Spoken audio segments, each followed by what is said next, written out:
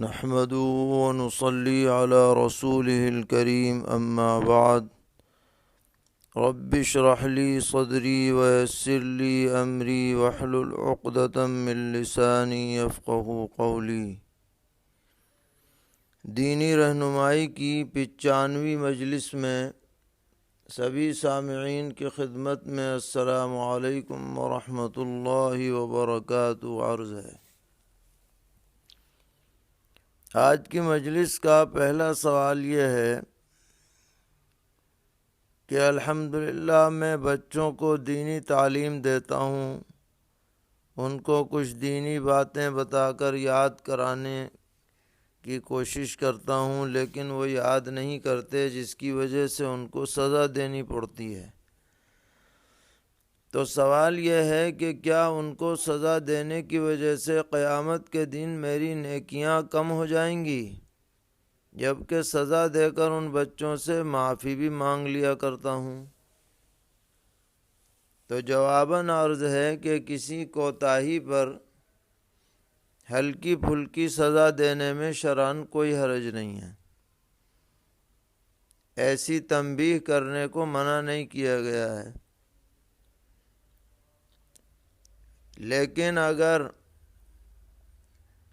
اس سزا دینے میں آدمی حد سے آگے بڑھ جائے، اور حد سے آگے بڑھنے کی صورت یہ ہے کہ بجائے سزا دینے کے جذبے کے غصہ اتارنے کا جذبہ ہو جائے، کہ مار پیٹ شروع کرے تو تھمنے کا نام ہی نہ لے، یا اس طریقے پر مار پیٹ ہو کہ بدن پر نشان پڑ جائیں، یا چہرے اور نازک جگہوں پر مار پیٹ ہو، تو یہ طریقہ شرعاً درست نہیں ہے۔ اس پر بہرحال آخرت میں بھی مواخذہ ہو سکتا ہے، اور دنیاوی اعتبار سے بھی تنبیہ کا یہ طریقہ بہت زیادہ نقصان دہ ہے، ان بچوں کے لیے بھی اور ان کے والدین پر بھی اس کے نہایت ہی غلط اثرات پڑتے ہیں۔ بعض مرتبہ تو ان کی طرف سے لڑائی جھگڑے تک کی نوبت پیش آ جاتی ہے۔ اس لیے حدود میں رہ کر ہی تنبیہ کی جائے، اس سے آگے نہ بڑھا جائے۔ اور یہ بات تو بہت اچھی ہے کہ آپ ان سے معافی بھی مانگ لیتے ہیں، تو انشاءاللہ اللہ تبارک و تعالی بھی معاف فرما دیں گے۔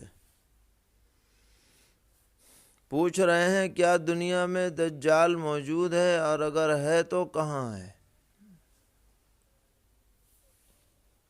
تو جواباً عرض ہے کہ جی ہاں، دنیا میں کسی جزیرے میں دجال موجود ہے،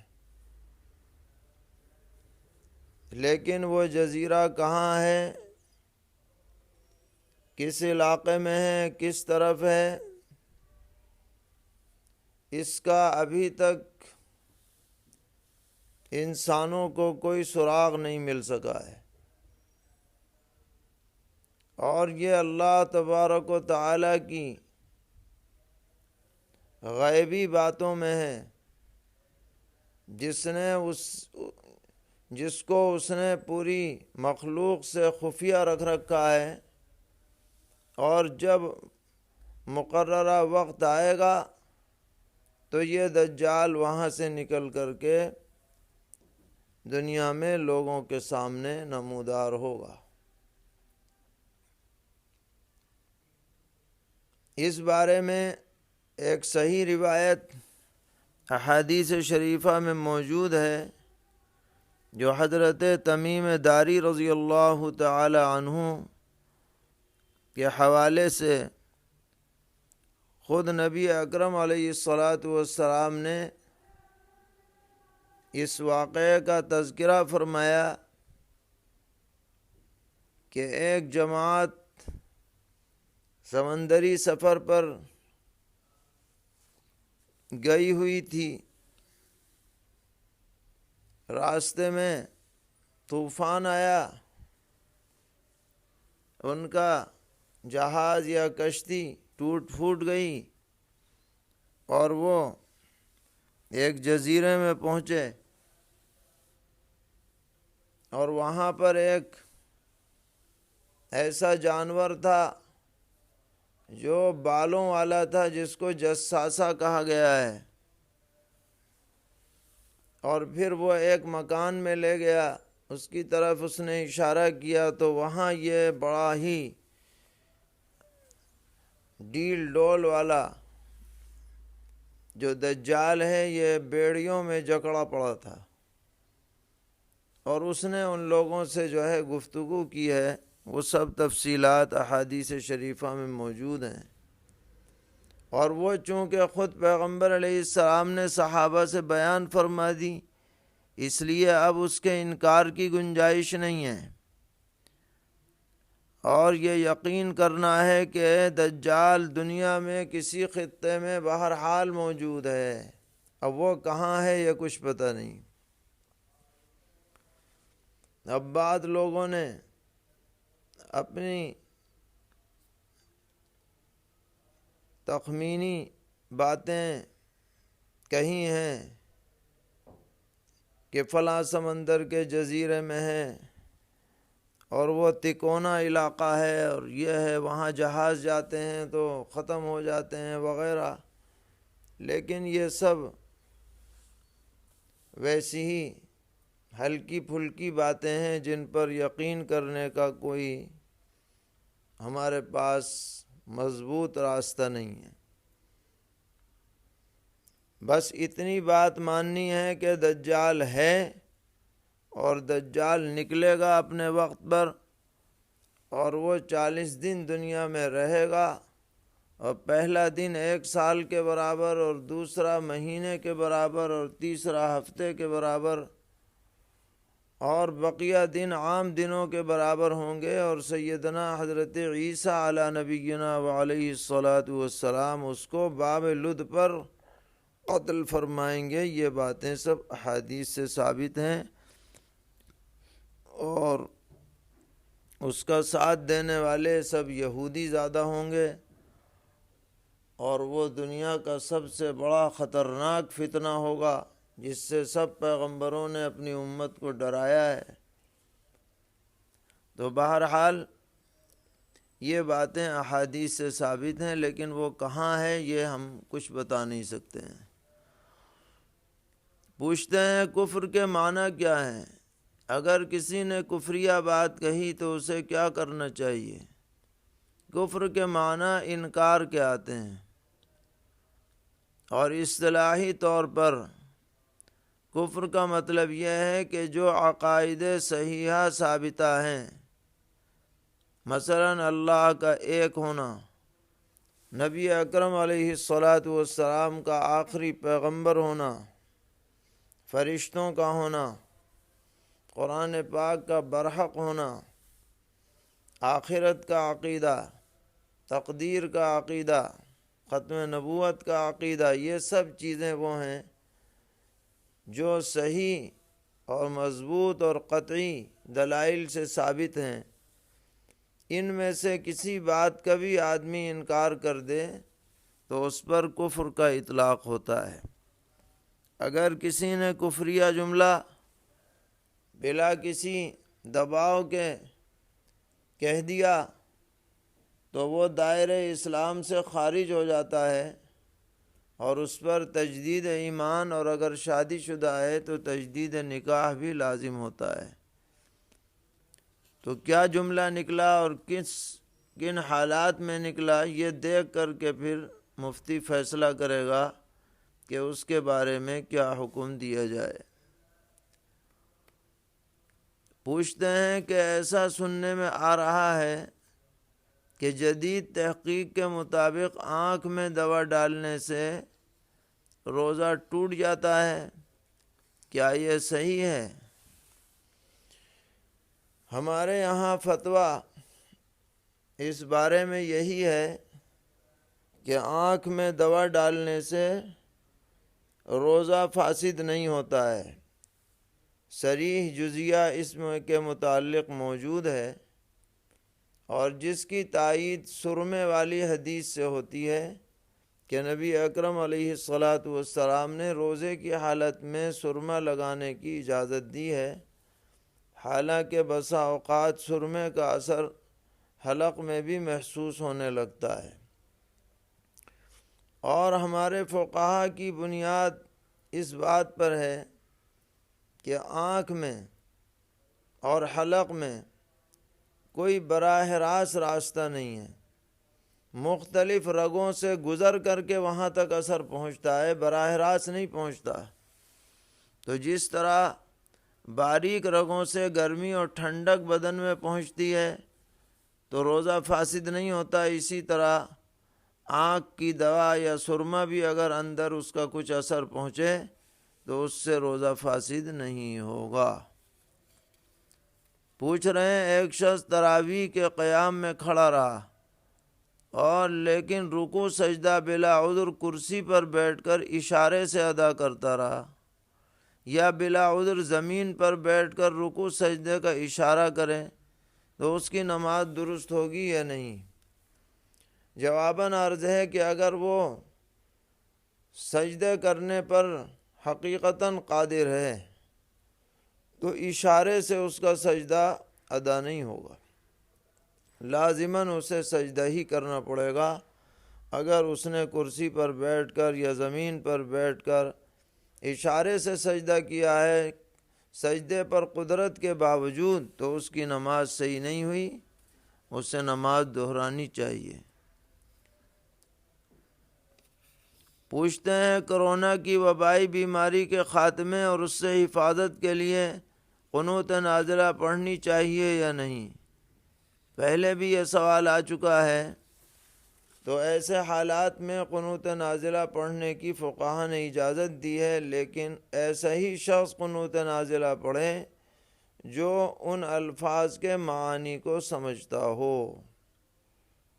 ایسا نہ ہو کہ خالی رٹ لیا جائے اور رٹنے میں کچھ الٹ پلٹ بھی ہو جاتا ہے، تو اس طرح نہیں ہونا چاہیے۔ جو سمجھدار آدمی ہو، عالم ہو، یا اس کے معانی کو سمجھتا ہو، توجہ کے ساتھ صحیح الفاظ کے ساتھ قنوت نازلہ پڑھے اور اس میں عافیت کی دعاؤں کو مزید شامل کرے تو اس میں شرعاً حرج نہیں، اور یہ صرف فجر کی نماز میں پڑھی جائے گی۔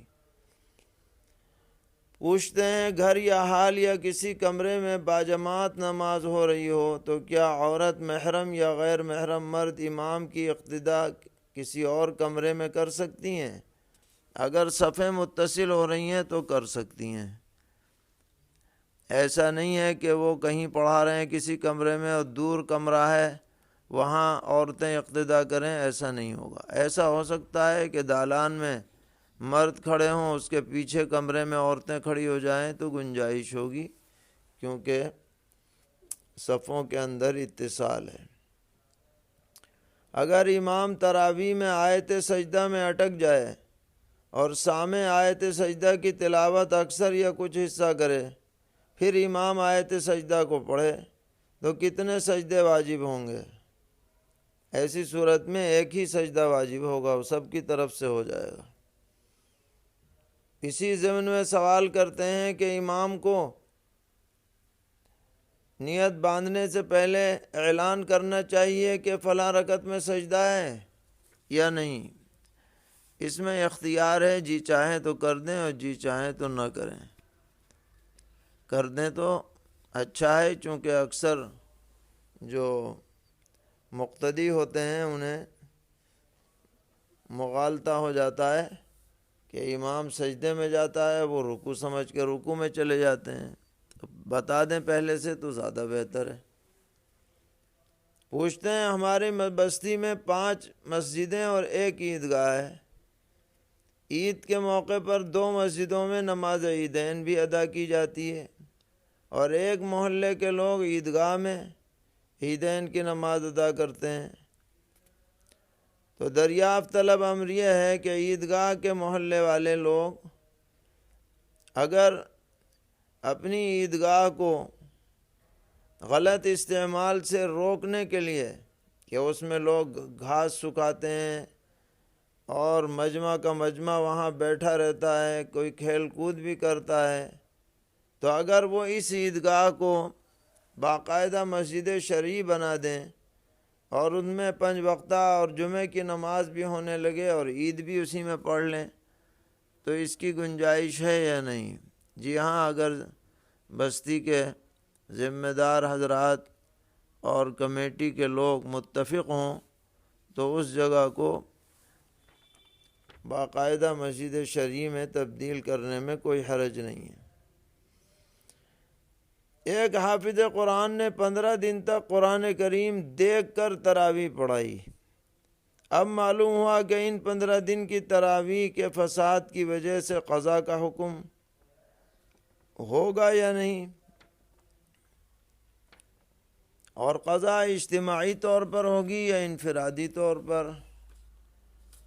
تو جواباً عرض ہے کہ قضا تو ہوگی، لیکن لوگ انفراداً پڑھیں گے، باقاعدہ جماعت کے ساتھ نہیں، اور یہ وقت کے اندر اندر تو زیادہ تاکید ہے قضا کی، لیکن وقت کے بعد بھی پڑھیں تو بہتر ہے، کیونکہ بہت سے فقہا نے وقت کے بعد بھی پڑھنے کی بات لکھی ہے۔ پوچھ رہے ہیں کیا کرائے پر دیا ہوا گھر اور گاڑی کی رقم پر سال کا گزرنا ضروری ہے زکوٰۃ کے لیے؟ جواباً عرض ہے کہ جو چیز کرائے پر دی گئی ہو، گھر ہو یا گاڑی، اس پر قیمت پر زکوٰۃ نہیں ہوتی بلکہ آمدنی پر زکوٰۃ ہوتی ہے۔ آمدنی اگر اتنی ہے کہ اس میں زکوٰۃ ہو سکتی ہے تو حسب ضابطہ زکوٰۃ ہوگی، اور اگر آمدنی نہیں ہے تو نہیں ہوگی، باقی اس کی قیمت نہیں لگے گی۔ اس کا خیال رکھا جائے۔ پوچھ رہے ہیں کہ ایک آدمی دوسرے ملک میں رہتا ہے اور اس نے